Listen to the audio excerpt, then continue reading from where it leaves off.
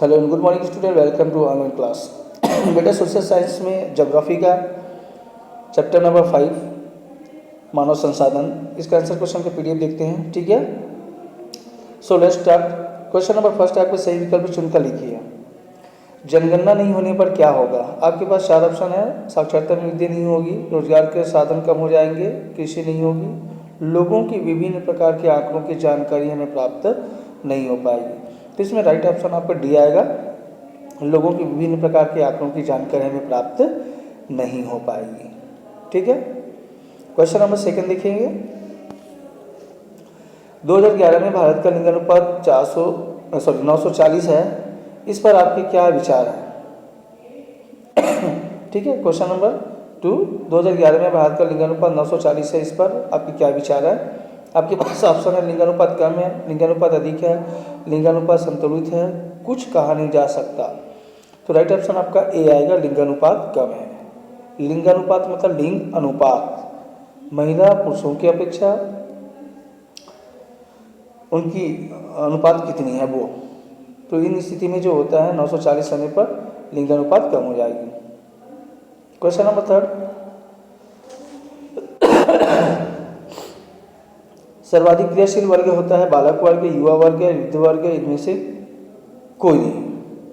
तो सर्वाधिक क्रियाशील वर्ग जो होते हैं वो आपका युवा वर्ग है, number B option. Question number 4 है, साक्षरता दर में वृद्धि होना किसी देश के लिए अच्छा है, अच्छा नहीं है? ना तो अच्छा है और न तो बुरा है, कभी अच्छा तो कभी बुरा है। तो राइट ऑप्शन आपका ए आएगा, अच्छा है। क्वेश्चन नंबर 5 है, एक भारतीय की तुलना में अमेरिकी संसाधनों का प्रयोग करता है, देखिए आपका बराबर, कम, 2 गुना, 300 गुना। तो राइट ऑप्शन आपका आएगा डी, 300 गुना। एक भारतीय की तुलना में अमेरिकी संसाधन का प्रयोग जो होता है वो 300 गुना होता है। ठीक है, फिर आंसर क्वेश्चन पर देखते हैं यहाँ पे।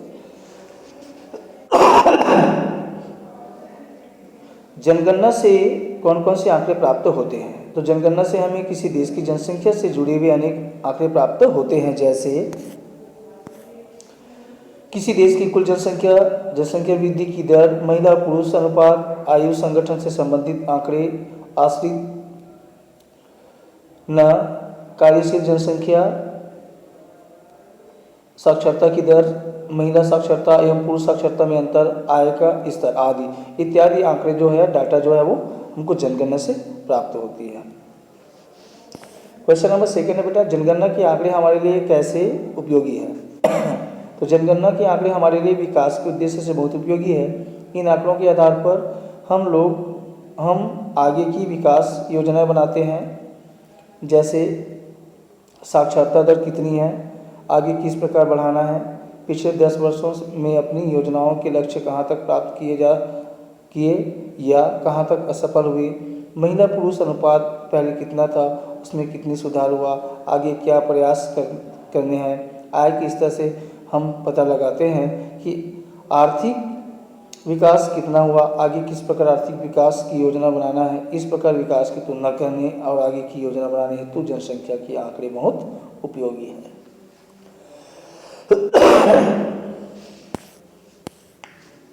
फिर क्वेश्चन नंबर 3 देखेंगे, किसी देश में लिंगानुपात कम होने पर क्या होगा?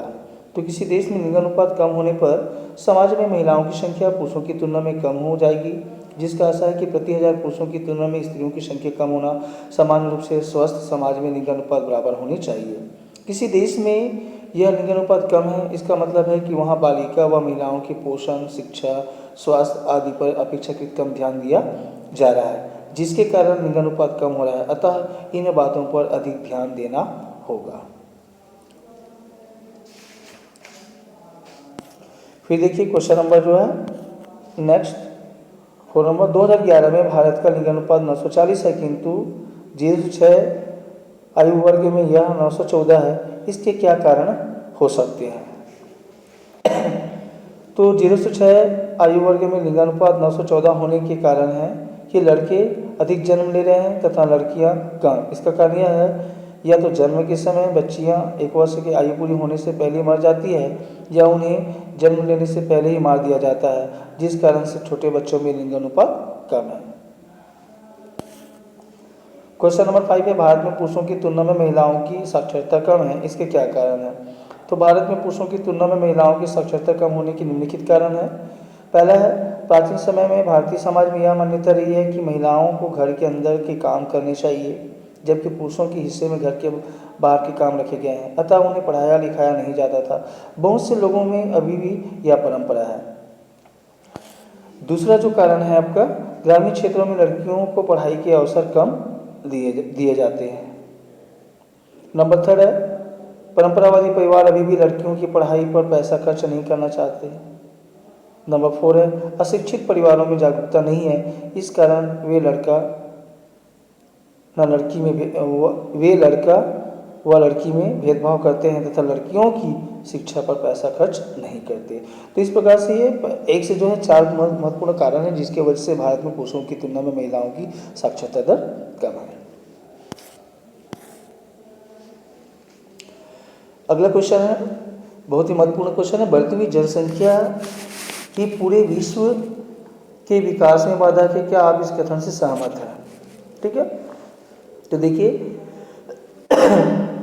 यह पूर्णतः सही नहीं है। कुछ हद तक जनसंख्या बढ़ने से उत्पादन एवं कौशल में वृद्धि होती है, लेकिन किसी देश में आदर्श जनसंख्या का यह आकार होता है कि जो अधिक से अधिक वस्तुओं और सेवाओं का उत्पादन देश में उपलब्ध संसाधनों का प्रयोग करके कर सके।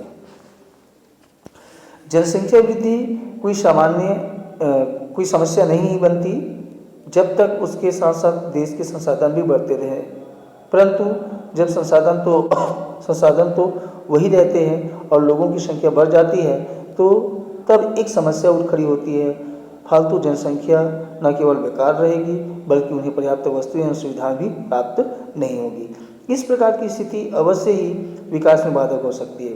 किसी भी देश को अपनी आदर्श अथवा अनुकूलतम जनसंख्या की सीमा को पार नहीं करना चाहिए। ठीक है, तो ये रहा बेटा तुम्हारा आंसर क्वेश्चन का PDF। ये जितना क्वेश्चन मैंने एक्सप्लेन किया इन क्वेश्चन को अपनी कॉपी में नोट्स बुक में आप लिख लेंगे। Okay, that's all, good day and wish you happy Diwali.